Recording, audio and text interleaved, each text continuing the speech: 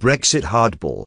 Defiant Boris plot to target European brands if EU refuses to back down.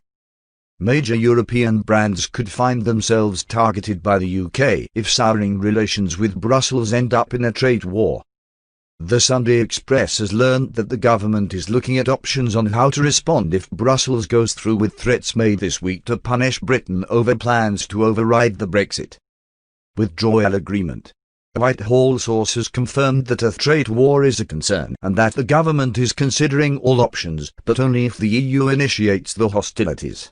This could mean that German car makers such as BMW and Mercedes, Italian fashion houses like Gucci, French wine including champagne and Irish beef could all have access to the British market impeded. The row concerns the internal market bill which the government is putting before Parliament this week and which would alter the withdrawal agreement. It addresses the part of the withdrawal agreement aimed at preventing a hard border between Northern Ireland and the Republic. If the bill became law, it would give ministers power to modify rules over the movement of goods between Britain and Northern Ireland that would come into force if the UK and EU are unable to strike a trade deal. The government says this means of protecting the integrity of the UK, but the EU has threatened legal action. The move comes as the Sunday Express has learned that senior Tory MPs are preparing to join other leading Brexiteers in demanding that the controversial withdrawal agreement is torn up altogether. The members of the European Research Group and Brexit Party members are expected to call on the Prime Minister to repeal the agreement and take it out of law. It is also understood that the ERG has allies in the cabinet for the move to ditch the war with patience running out with Brussels after 4 years of negotiations. A senior Tory behind the plan said, "The problem is that we have seen the EU can misuse the withdrawal agreement, and at the moment it still stands if we walk away from trade talks." The revelation about preparations for a potential trade war comes after a week where Brussels issued open threats to Britain over Boris Johnson's plans to introduce the internal market bill into Parliament. This had followed behind-the-doors threat by Michael Barnier's negotiation team to disrupt the supply of food to Northern Ireland using the withdrawal agreement signed in January unless the UK signed up to its demands of following EU regulations and being allowed access to fishing waters.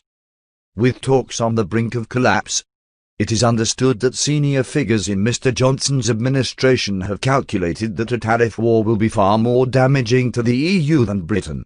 The Sunday Express was pointed to a report published by the European Parliament in 2017 which highlighted an economic catastrophe for the EU's agriculture sector. It noted, a return to TO rules would imply significantly less agri-food trade between the EU and UK in both directions, around -62%. Some EU exports almost completely collapse, like those of rice, white meat, sugar, dairy and red meat, more than 90% in trade. Worst hit would be farmers in Ireland, Holland and France, the report claimed, but it added, Brexit could be an opportunity for the UK's agri-food sectors as a whole. According to 2018 figures, more than half of Ireland's beef is sold to Britain and is worth more than £1 billion annually to the Irish economy. Meanwhile, Britain is the second biggest import market for French wine in a market worth £1.3 billion and is the biggest importer of champagne at around 27 million bottles a year. The EU's biggest import to the UK is motor vehicles worth £48.5 billion in 2018, 18.2% of imports, with the German carmakers including BMW and Mercedes most vulnerable. Also in the top 10 exports to Britain are clothing and accessories, mainly luxury brands which were worth £7.1 billion in 2018, 2.7% of the market. It is understood that the rapidly concluded trade deal with Japan has given Britain renewed confidence because any extra expense caused by tariffs on EU products will be offset by goods from countries the UK has trade deals with around the rest of the world. Deals with the US, Australia and New Zealand have made significant progress.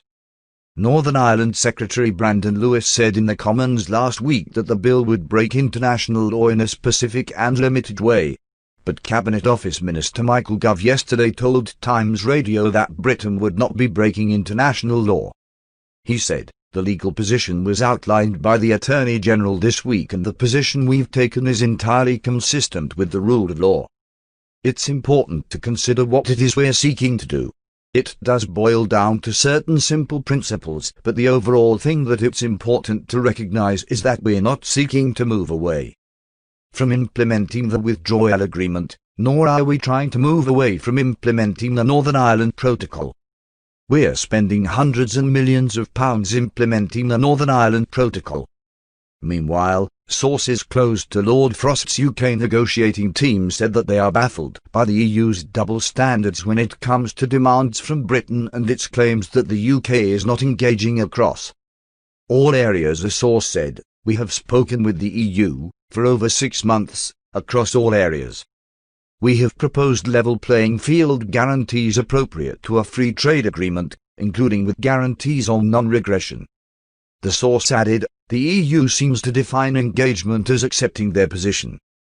They need a rethink on what the EU calls state aid." The source insisted that Britain has always been clear it won't have a regime like the EU's.